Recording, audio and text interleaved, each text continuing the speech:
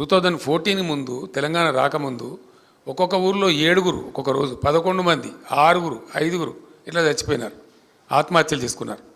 భూదాన పోచంపల్లికి నేనే వెళ్ళినా, ఒకటే రోజు 7 చచ్చిపోతే. సరే అప్పుడున్న ప్రభుత్వాన్ని వేడుకుంటే వాళ్ళు సాయం చేయలేదు, అది వేరే సంగతి.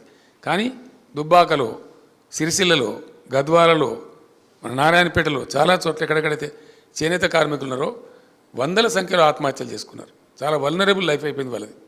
దాన్ని గమనించి మేమేం చేసినామంటే వాళ్ళకు ఉపాధి కల్పించాలి, వాళ్ళని బ్రతికించాలి, అట్లనే కొంత పేదలకు సాయం జరగాలి అని మేము ఒక ఎత్తుగడతోని ప్రభుత్వం ఒక మంచి స్ట్రాటజీ తయారు చేసి వాళ్ళకు బతుకమ్మ చీరలు తయారు చేయమని చెప్పినాం, పేద ప్రజలకు పంచిపెడదామని. రంజాన్ కానుకల కోసం బట్టలు తయారు చేయమని చెప్పినాం, క్రిస్మస్ కానుకల కోసం బట్టలు తయారు చేయమని చెప్పినాం, స్కూల్ యూనిఫామ్స్ వాళ్ళకి ఇచ్చినాం, ఇంకా చాలా ప్రయత్నాలు చేసినాం. దాంతో కొంచెం మెరుగున పడ్డారు వాళ్ళు పాపం. అనేక స్కీములు తెచ్చినాం, రంగులు, రసాయనాలు, నూలు 40% 50%కే సప్లై చేసినాం వాళ్ళకి చేనేత వాళ్ళకి థ్రిఫ్ట్ కార్యక్రమం పెట్టినాం, చేనేత వాళ్ళకు బీమా పెట్టినాం, రైతు బీమా తరహాలో. ఇట్లా పెట్టి ఆ రంగాన్ని మీరు చావకుండా బాబు మీకు కాపాడుకుంటాం అని ప్రయత్నం చేసినాం. వాళ్ళని ఆ రంగం నుంచి షిఫ్ట్ చేయడానికి వరంగల్లో కాకతీయ మెగా టెక్స్టైల్ పార్క్ కూడా పెట్టినాం, సిరిసిల్ల టెక్స్టైల్ పార్క్ కూడా కేంద్రాన్ని అడిగినాం. ఇట్లా ఆ చేనేత కార్మిక వర్గాన్ని కాపాడుకోవాలని చెప్పి ముమ్మర ప్రయత్నాలు మేము చేసినాం. వీళ్ళు ఏంటంటే ఆ బతుకమ్మ చీర ఆర్డర్లు ఉండే, వాళ్ళు నేసిన బాబతు 379 కోట్ల రూపాయల బకాయిలని వాళ్ళు ఈమని అడుగుతున్నారు.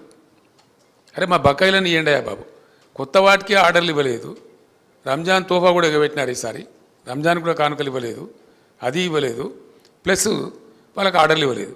బకాయిలను ఇవ్వండి, మేము బతుకుతాం తినాలి కదా మేమంటే బకాయిలు ఇవ్వలేదు కదా అని చెప్పి అడిగితే ఒక కాంగ్రెస్ నాయకుడు వచ్చి వాళ్ళని నిరోధులు అమ్ముకొని బతకమనండి, మొన్నటిదాకా దుబ్బి తిన్నది చాలలేదా, వాళ్ళని పాపడాలు అమ్ముకొని బతకమనండి అని చాలా ఘోరంగా మాట్లాడితే నాకు కోపం వచ్చింది. నేను కొంచెం తీవ్రంగా ఖండించిన. అదేందో నేను మహత్తరమైన తప్పు చేసినట్టు చేనేత కార్మికుల తరఫున మాట్లాడితే వాళ్ళ బాధను ఎక్స్ప్రెస్ చేయాలని కొంచెం వ్యంగ్యం ప్రయోగిస్తే అదేందో నేను మహత్తరమైన తప్పు చేసినట్టు నా గొంతు నొక్కటట్టు నా మీద 48 గంటల నిషేధం పెట్టినారు. అంటే ఏం చేనేత కార్మికుల పక్షాన మాట్లాడే తప్ప? ఎందుకు చేయాలి? ప్రభుత్వం ఎందుకు చేసింది? ఆర్డర్లు ఇవ్వరు, బతుకు తెరువు కల్పించరు, చేసిన పనికి కూలి అడిగితే ఇవ్వరు, ప్రభుత్వంలో పెండింగ్ ఉన్న బకాయిలు అడిగితే ఇవ్వరు, చివరికి నిరోధులు అమ్ముకోండి అని వాళ్ళని అవమానిస్తారు. ఇట్లా చాలా ఘోరమైన కథ. మళ్ళీ ఇప్పుడు 4 చేనేత కార్మికులు చచ్చిపోయారండి, ఆత్మహత్య చేసుకున్నారు సిరిసిల్లలో. అక్కడ స్థానిక నాయకులు వాళ్ళని పరామర్శిస్తూ ఉన్నారు. వీళ్ళకి చేనేత కార్మికులు ఎట్లేస్తారండి? ఎందుకు వేస్తారు? వెయ్యరు డెఫినెట్గా.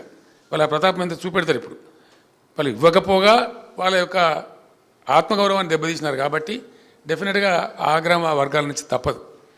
అదేవిధంగా పల్లె ప్రగతి, పట్టణ ప్రగతి అని చెప్పి మేము 12,769 గ్రామ పంచాయతీలు రాష్ట్రంలో ఉంటే నేను పట్టుబట్టి ఎంబడబడి ఆల్ 12,769 గ్రామాలకు ట్రాక్టర్లు సమకూర్చాను.